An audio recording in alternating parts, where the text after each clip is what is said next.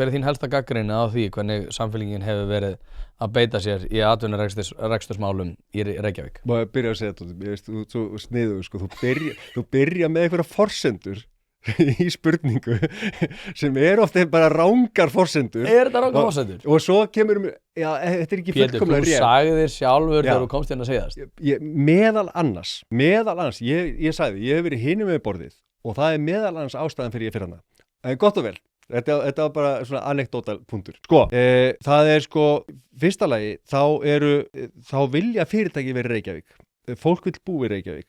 Setja aðeins í samhengi. Í sífellt minna mæli, sant? Nei, Jú, þeir hafa sagt það sjálfur, þetta hefur verið rannsakað. Þetta hefur verið skoðað og það eru færri fyrirtæki sem vilja verið í atvinnurekstri og tala í sífellt meira mæli það hvað erfitt að vera rekstri, sérstaklega á Reykjavíkurborg. Bara á síðustu 10 árum hefur fyrirtækjum fjölgað 50%. Það hafa á síðustu 6 árum 35% aukning starfa í Reykjavík. Það eitt og eitt fyrirtæki hefur verið að fara, Malbikunarstöðin fór og það var eitthvað skrifuð grein daginn að bílaumboði Hekla hefði farið, og gert svona mikið mál úr því. Þeir voru á Laugaveginum, þeir þurftu að vera með bílastæði fyrir 300 bíla á Laugaveginum. Sum starfsemi víkjandi, önnur kemur inn, það eru önnur störf. Núna á Heklureitnum, þar sem örfáir eða, ég veit ekki, 20 manns eða eitthvað í bílaumboði. Núna eru 450 manns að flytja inn í íbúðuna sínar á þessum reit, út af hann var hannaður upp á nýtt, og það vera 10 til 20 fyrirtæki með starfsemi þarna. Við erum í breytingaferli, við erum svona eins og borgin eins og unglingur. Okkur hefur fjölgað 24.000 manns á síðustu 10 árum. Það hefur aldrei verið byggt eins mikið. Ég ætla bara að setja í samhengi og ég ætla að svara spurningunni að þetta var meðal annars ástæðan.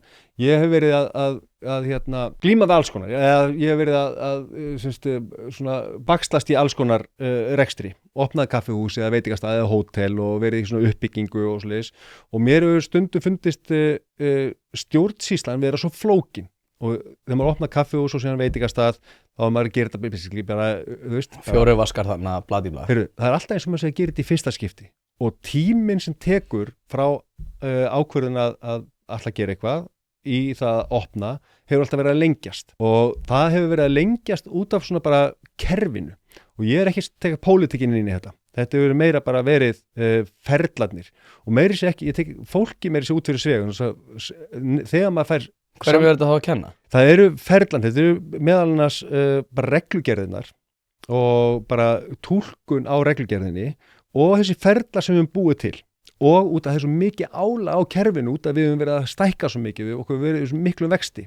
En það er sem tók ákvörðun. Mér finnst þú svolítið verið að gera þetta auðvelt með því að segja. Nei, ég er að fara að segja hvað það þarf að gera. En hverjum er þetta að kenna? Sko, þetta er langmest vöxturinn. Vöxturinn, það er svo mikill vöxtur að það er þú skinn á umhverfis og skipulagsviði bara stækkar og það eru búin til ferlar út af reglugerðum, þannig að sko reglugerðin hún ákveðuð í ráðuneytinu og ráðuneytið þarf að einfalda regluverkið og það byrjað á því. Sagði þið síðast frá vinum mínum í Svíþjóð sem var að opna kaffihús.